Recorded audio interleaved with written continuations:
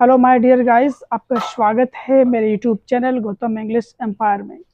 आज मैं आपको फुल और डिटेल में प्रोनाउन के बारे में बताऊंगा। मैंने जैसा कि बताया कि मेरे नाउन की जो क्लास थी, जो मैंने जितने डीपली है मैंने उसको मैंने बता दिया है।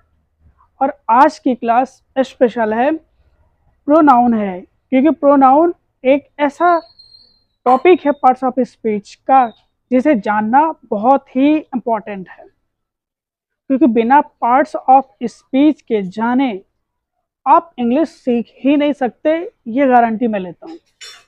वो समस्या हमेशा के लिए खत्म हो, इसलिए मैंने टॉपिक वाइज, रूल वाइज मैंने करके आप लेंदी कोर्स को भी आप आराम से सीख सकते हैं, बहुत अच्छी तरह से सीख सकते हैं। तो आज की हम क्लास में शुरुआत करते हैं प्रोनाउन के बारे में। जैसे कि प्रोनाउन, जैसे नाउन में आपने पढ़ा कि नाउन क्या होता है, नाउन के क्या टाइप्स होते हैं मैंने बताया, तो वैसे प्रोनाउन के भी टाइप्स होते हैं, उसकी डेफिनेशन होती है, और मैं इजी लैंग्वेज में और बहुत ही ट्रिक होती है उसको बताने का प्रयास करूंगा और आपको पूरी तरह से समझ में आएगा। पहले जान लेते कि प्रोनाउन है क्या। देखो, प्रोनाउन यानी कि नाउन के बदले में जब हम यूज करते हैं प्रोनाउन होता है।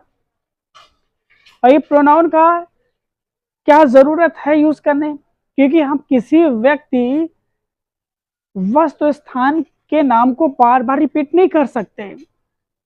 दिनेश खाना खाता है, दिनेश पानी पीता है, दिनेश वहां जाता है, दिनेश ये करता है, तो ये बोरिंग लगता है। तो इससे a word that is used in place of noun is said to be in pronoun, यानी कि नाउन के बदले जो यूज किए जाते हैं उन्हीं को हम प्रोनाउन कहते हैं सरल भाषा में। यानी कि नाउन के स्थान पे आपको प्रोनाउन यूज करना है। ये कैसे यूज करना है हम आगे के स्टेप में सीखेंगे।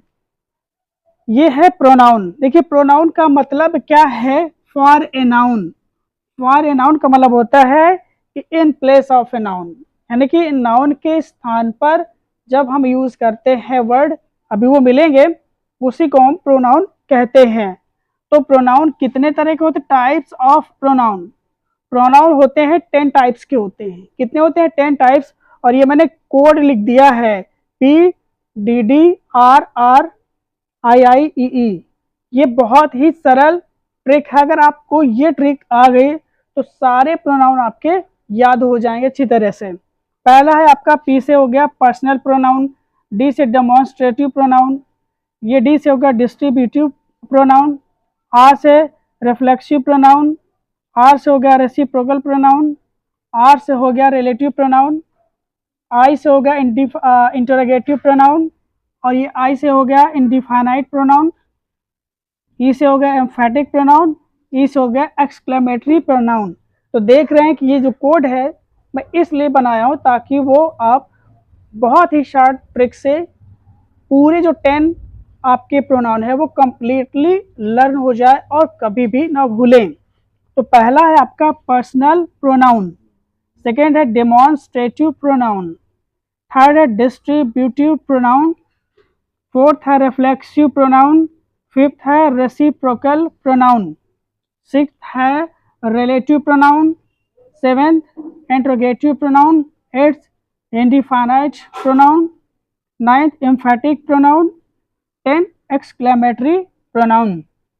ये अगर आपने इन 10 प्रोनाउंस को जान लिया तो कभी भी आपको प्रोनाउन से रिलेटेड कोई भी प्रॉब्लम इंग्लिश में नहीं होने वाली है।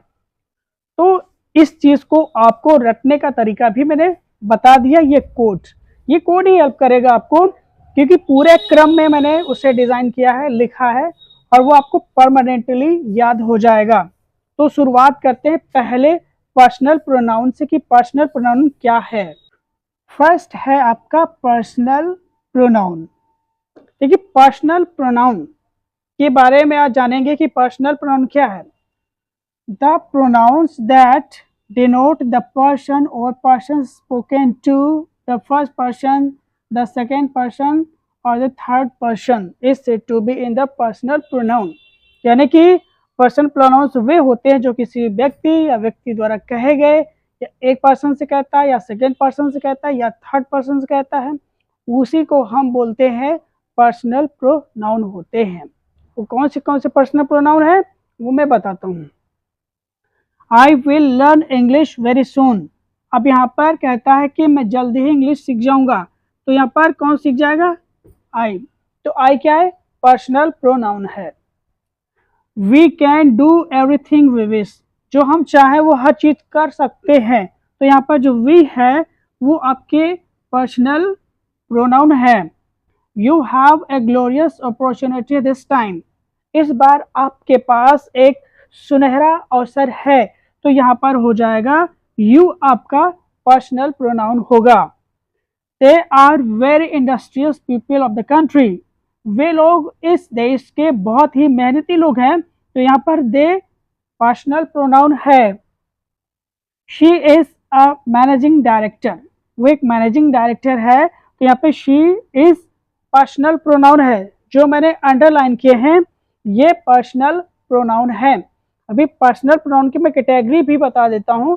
आपको कभी जिंदगी में पर्सनल प्रोनाउन से रिलेटेड इशू हो ही नहीं सकता, आई चैलेंज, क्योंकि ये जो मैं बता रहा हूँ काफ़ी डीपली है, काफ़ी deep analysis of my brain to present before the class and to learn all students of English.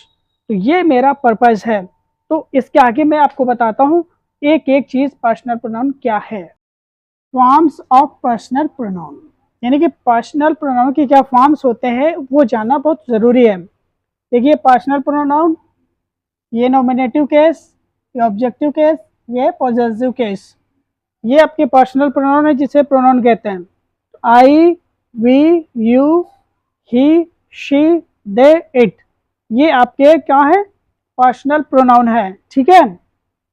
Nominative का मतलब क्या होता है? सब्जेक्टिव केस, यानी कि ये जो है I, we, you, he, she, they, it, ये सब्जेक्ट का काम करेंगे। जैसे अभी मैंने सेंटेंस में लिखाया था I will learn English very soon, तो वहाँ पे आई क्या था? नॉमिनेटिव केस में था, लेकिन वो है आपका पर्सनल प्रोनाउन। ठीक है। उसको तो कैटेगरीज किए दिया गया है कि पर्सनल प्रोनाउन को किस कैटेगरी में बांटा गया। जैसे ये आपका नॉमिनेटिव केस हो गया, ये ऑब्जेक्टिव केस है, ऑब्जेक्ट के रूप में आता है। जैसे आई का ऑब्जेक्ट मी हो जाता है, वी का ऑब्जेक्ट अस हो जाता है, यू का ऑब्जेक्ट यू हो जाता है, ही का ऑब्जेक्ट हिम हो जाता है, शी का ऑब्जेक्ट हर हो जाता है, दे का ऑब्जेक्ट देम हो जाता है, इट का ऑब्जेक्ट इट हो जाता है। अब यहाँ पे देखिए, अब यहाँ पे आई का पॉजिटिव केस माई हो जाता है, माइन हो जाता है, वी का हो जाता है आवर, आवर्स हो जाता है, यू का योर हो जाता है, योर्स हो जाता है, ही का हिज हो जाता है, शी का हर, हर्ष हो जाता है, दे का देयर, देयर्स हो जाता है, इट का इट्स हो जाता है। ये पॉजेसिव केस का मतलब होता है जब किसी वस्तु पे हमारा राइट होता है, अधिकार होता है। जैसे this is my pen, this is my pen, यहाँ पर पेन के पहले माई का यूज हुआ है, तो माई यहाँ पर क्या हो जाएगा? Possessive case. ठीक है। जैसे I will purchase this pen, तो यहाँ पे आई क्या हो जाएगा? नॉमिनेटिव केस में हो जाएगा। ठीक है। तो ये चीजें हैं जो आपको याद में रखना, ये बहुत ही एग्जाम्स में पूछ लिया जाता है कि कौन सा ऑब्जेक्टिव केस है, कौन सा पॉजेसिव केस है, कौन सा नॉमिनेटिव केस है या सब्जेक्टिव केस। नॉमिनेटिव और सब्जेक्टिव में डोंट बी कंफ्यूज, उसमें आपको कंफ्यूज नहीं होना, दोनों ही चीजें एक है, तो उनको बोलते हैं नॉमिनेटिव बोलो चाहे और सब्जेक्टिव बोलो, वो एक ही चीज है। तो आई होप ये चीजें जो मैंने बताई है ये बहुत ही सिंपल लैंग्वेज में है, बहुत ही अलग तरीके से है। अगर आपने इसको याद कर लिया आपको परमानेंटली याद हो जाएगा, आपको कभी भूलने वाले नहीं है। आई होप ये चीजें आप समझ रहे हैं।